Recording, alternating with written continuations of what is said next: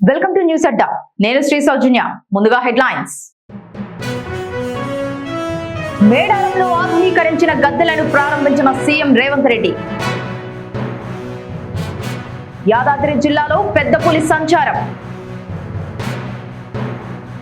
కాంగ్రెస్ లో చేరి తప్పు చేశారన్న పటాన్చెరు ఎమ్మెల్యే. హైదరాబాద్ లో ట్రాఫిక్ పర్యవేక్షణకు యువ ఐపీఎస్ ఆఫీసర్లు. వివరాల్లోకి వెళ్తే, మేడారంలో ఆధునికీకరించిన గద్దెలు ఆలయ ప్రాంగణాన్ని తెలంగాణ ముఖ్యమంత్రి రేవంత్ రెడ్డి ప్రారంభించారు. అభివృద్ధి పనుల పైలాన్ను ఆవిష్కరించారు. అనంతరం కుటుంబ సభ్యులతో కలిసి వనదేవతలు సమ్మక్క సారలమ్మలకు ప్రత్యేక పూజలు నిర్వహించారు. ఈ సందర్భంగా తన మనవడితో కలిసి నిలువెత్తు బంగారాన్ని సమర్పించి మొక్కులు తీర్చుకున్నారు. ఈ కార్యక్రమంలో ఉప ముఖ్యమంత్రి మల్లు బట్టి విక్రమార్క, పలువురు మంత్రులు, ఎమ్మెల్యేలు, ఇతర ప్రజాప్రతినిధులు పాల్గొన్నారు.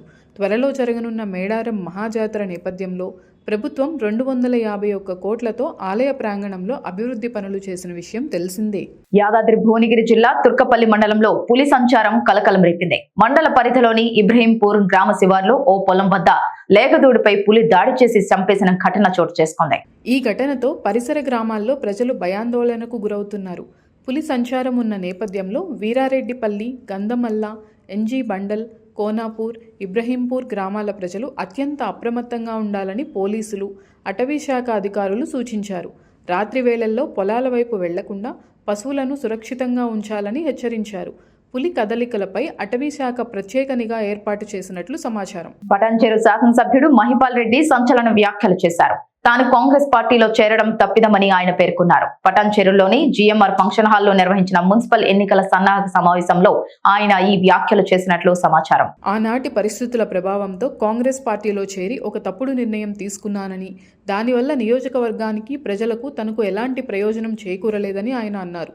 భారత రాష్ట్ర సమితి నుండి 3 సార్లు ఎమ్మెల్యేగా గెలిపించారని, ప్రస్తుత మున్సిపల్ ఎన్నికల్లో బీఆర్ఎస్ అభ్యర్థులను గెలిపించాల్సిన అవసరం ఉందని ఆయన పేర్కొన్నట్లు తెలుస్తోంది. పటాన్చెరు నియోజకవర్గ పరిధిలో 5 మున్సిపాలిటీలలో ఉన్న 104 మంది కౌన్సిలర్లను గెలిపించేందుకు విభాగాల వారీగా పనిచేయాలని కార్యకర్తలకు ఆయన సూచించినట్లు సమాచారం. ఈ సమావేశానికి మీడియాను అనుమతించలేదు.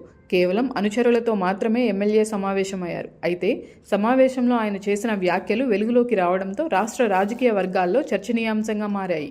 గ్రేటర్ హైదరాబాద్ పరిధిలో ట్రాఫిక్ సమస్యల పరిష్కారం, శాంతి భద్రతల బలోపేతంపై రేవంత్ రెడ్డి ప్రభుత్వం ప్రత్యేక దృష్టి సారించింది. ఇందులో భాగంగా నగరవాసులు ఎదుర్కొంటున్న ట్రాఫిక్ కష్టాలకు శాశ్వత పరిష్కారం చూపే లక్ష్యంతో పలువురు యువ ఐపీఎస్ అధికారులను కీలక స్థానాల్లో నియమించింది. ఈ బదిలీలపై తెలంగాణ డీజీపీ పి శివధర్ రెడ్డి ఆదివారం మాట్లాడుతూ, నగర పాలనను మెరుగుపరచడం ప్రభుత్వ ప్రాధాన్యతలలో ఒకటి. అందులో భాగంగానే నగరవాసుల ట్రాఫిక్ సమస్యలకు దీర్ఘకాలిక స్థిరమైన పరిష్కారాలు కనుగొనడమే లక్ష్యంగా ఈ బదిలీలు చేపట్టామని తెలిపారు.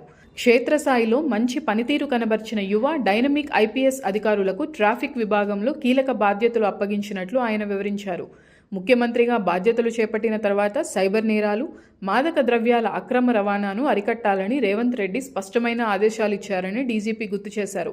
ఆ దిశగా చర్యలు కొనసాగుతున్నాయని, ఇప్పుడు ట్రాఫిక్ నియంత్రణ అమలుపై ప్రత్యేకంగా దృష్టి సారించామని ఆయన పేర్కొన్నారు.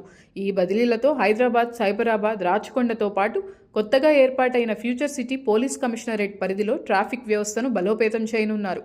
కొత్తగూడెం అదనపు ఎస్పీగా పనిచేసిన అవినాష్ కుమార్ను హైదరాబాద్ ట్రాఫిక్ 1 డీసీపీగా, ఉట్నూర్ అదనపు ఎస్పీగా ఉన్న కాజల్ను ట్రాఫిక్ 2 డీసీపీగా నియమించారు. అదేవిధంగా జి చందన దీప్తిని ఫ్యూచర్ సిటీ అదనపు కమిషనర్గా, అడ్మిన్ అండ్ ట్రాఫిక్ అభిషేక్ మహంతిని రాష్ట్ర వ్యాప్తంగా అక్రమ ఇసుక రవాణాను అరికట్టేందుకు విజిలెన్స్ అండ్ ఎన్ఫోర్స్మెంట్ డీఐజీగా నియమించారు. ఇవి ఇప్పటి వరకున్న బులెటిన్ అప్డేట్స్. మరొక బులెటిన్ తో మళ్ళీ కలుసుకుందాం. అంతవరకు సెలవు. నమస్కారం.